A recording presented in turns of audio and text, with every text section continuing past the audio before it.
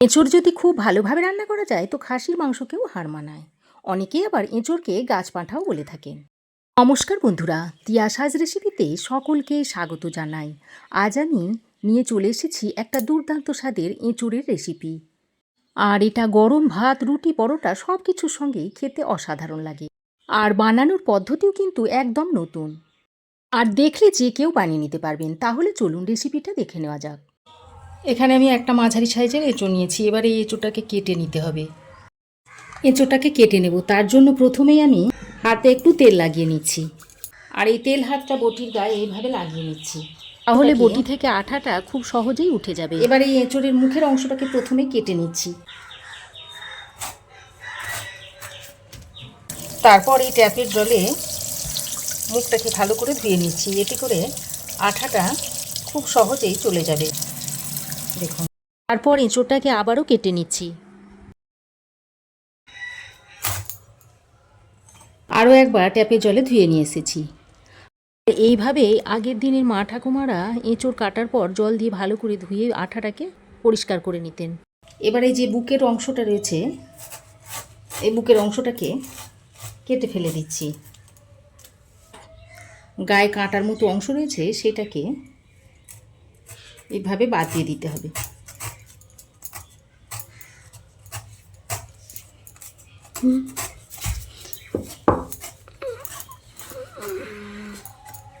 দেখুন, তারপরে এই এঁচোড়টাকে এরকম একটু টুকরো করে নিচ্ছি।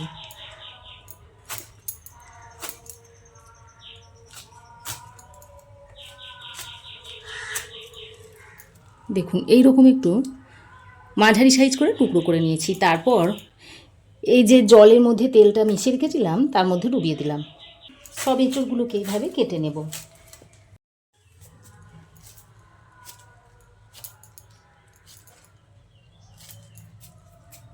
আমার চ্যানেলে এঁচোড় কাটার পদ্ধতি সহ আরও এঁচোড়ের অনেক রেসিপি রয়েছে, সেগুলো চাইলে আপনারা দেখে নিতে পারেন। তো দেখুন, সব এঁচোড়টাকে কেটে আমি জলের মধ্যে ডুবিয়ে দিয়েছি। এবার হাতে আরও একটু তেল নিয়ে বটি ও হাতে ভালো করে লাগিয়ে নিচ্ছি। এবার অল্প একটু পেপার ছিঁড়ে বটিটাকে পরিষ্কার করে নিচ্ছি। তো দেখুন, এইভাবে মুছে নিয়ে এবার সাবান দিয়ে নেবেন, তাহলে দেখবেন সমস্ত আঠা উঠে যাবে। এখন এঁচোড়টাকে কেটে নেওয়ার পর আরও 2-3 বার জল পাল্টে ভালো করে ধুয়ে নিয়েছি। এবার আমি একটা প্রেসার কুকার নিয়েছি। এই প্রেসার কুকারের মধ্যে 4টে আলু দিয়ে দিচ্ছি। এবার এই কেটে রাখা এঁচোড়গুলো দিয়ে দিচ্ছি।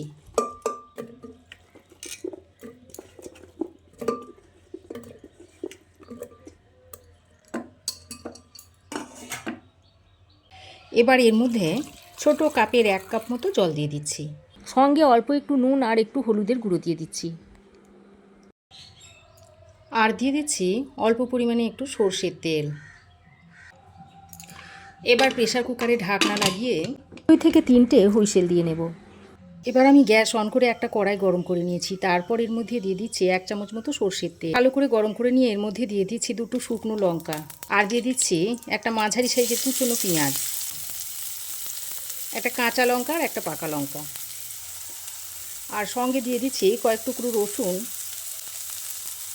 আর আদা কুচি। এবার সবগুলোকে একসঙ্গে ভালো করে কিছুক্ষণ ভেজে নিচ্ছি। তবে খুব বেশি ভাজার দরকার নেই। পেঁয়াজটা একটু হালকা কালারটা চেঞ্জ হয়ে আসবার একটু নরম হয়ে আসলেই নামিয়ে নিতে হবে। তো পেঁয়াজ, আদা, রসুন, লঙ্কাটাকে দিয়ে কিছুক্ষণ ভেজে নিয়ে এবার আমি এর মধ্যে দিয়ে দিচ্ছি 1 চামচ পরিমাণ গোটা ধনে আর 1 চামচ দিয়ে দিচ্ছি গোটা জিরে। এবার গোটা ধনে আর জিরেটা দিয়ে আবারও ভালো করে ভেজে নিচ্ছি। তো দেখুন, মশলা আমি খুব ভালো করে ভেজে নিয়েছি। আর দেখুন, পেঁয়াজ, আদা, রসুন, কাঁচা লঙ্কা কালারটা দেখুন অনেকটাই চেঞ্জ হয়ে গেছে। এবার আমি গ্যাসের ফ্লেম বন্ধ করে এটাকে নামিয়ে নেব। এবার আমি এই ভেজে নেওয়া মশলাটাকে একটা মিক্সিং জারের মধ্যে ভরে নিচ্ছি।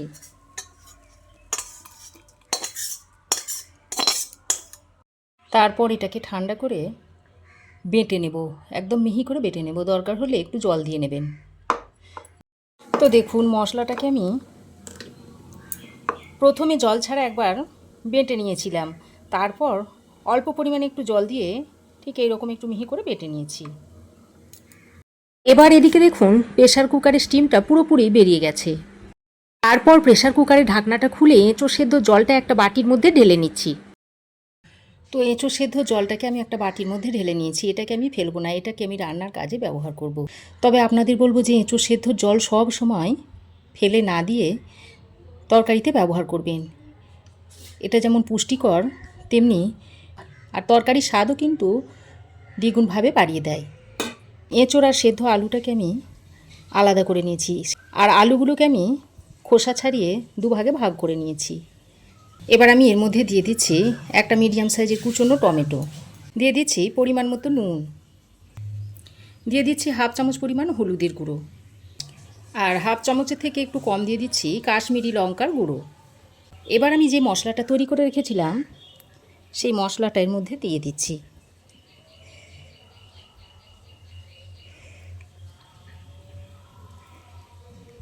মিক্সিতে ওই এঁচোড় সেদ্ধ জলটা অল্প পরিমাণে দিয়ে দিচ্ছি, দিয়ে ভালো করে ধুয়ে নিয়ে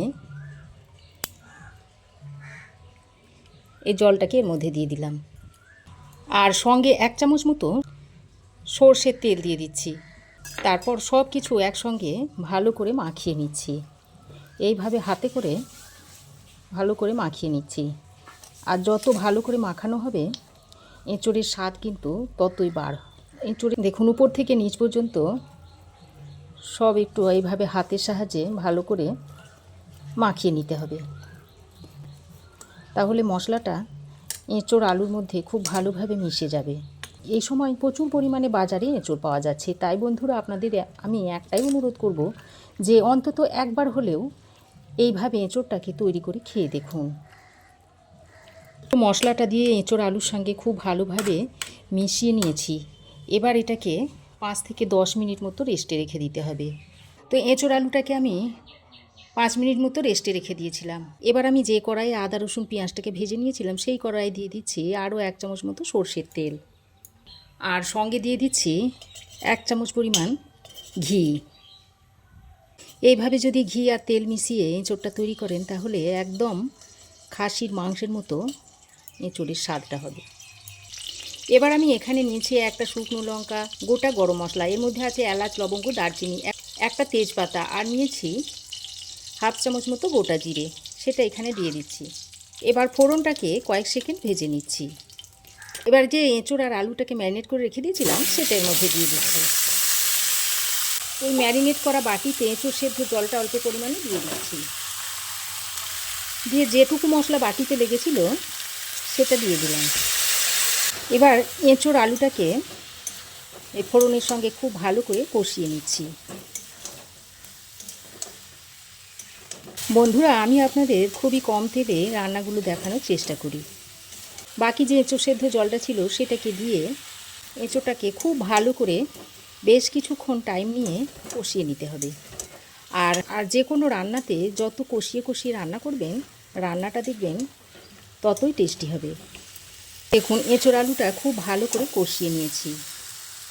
এবার আমি এর মধ্যে গরম জল দিয়ে দিচ্ছি। এবার গরম জলটা দিয়ে এঁচোড় আলুর সঙ্গে ভালো করে মিশিয়ে নিচ্ছি। সবসময় আপনারা গরম জলটা দেওয়ার চেষ্টা করবেন। গরম জল দিলে যেমন তরকারির স্বাদ খুব ভালো হয়, তেমনি তরকারিটা খুব তাড়াতাড়ি রান্নাও হয়ে যায়।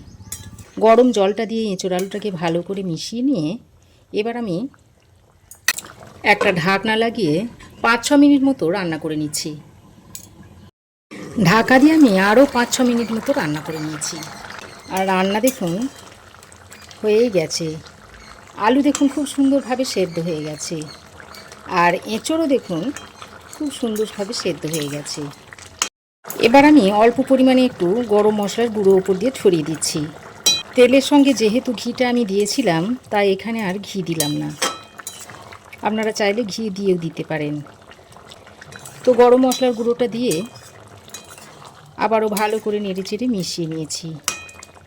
তারপর গ্যাসের ফ্লেমটা বন্ধ করে আবারও কিছুক্ষণ ঢাকা দিয়ে রেখে দেওয়ার পর এবার এটাকে গরম গরম ভাতের সঙ্গে সার্ভ করে দিতে পারবেন। দেখুন দেখতে কতটা লোভনীয় হয়েছে, দেখতে দেখুন একদম মাংসের ঝোলের মতো লাগছে।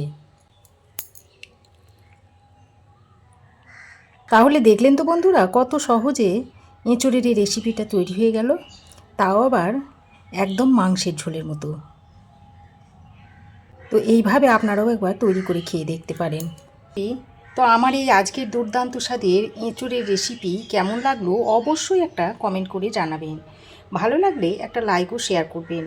পাশে থাকা বেল আইকনটাও অবশ্যই প্রেস করে দেবেন। আর আমার চ্যানেলে যদি নতুন হয়ে থাকেন তো প্লিজ চ্যানেলটাকে সাবস্ক্রাইব করার অনুরোধ রইল। আজ এ পর্যন্তই। আবার দেখা হবে নতুন কোনো রেসিপি নিয়ে নেক্সট এপিসোডে। সে পর্যন্ত ভালো থাকবেন, সুস্থ থাকবেন। ধন্যবাদ।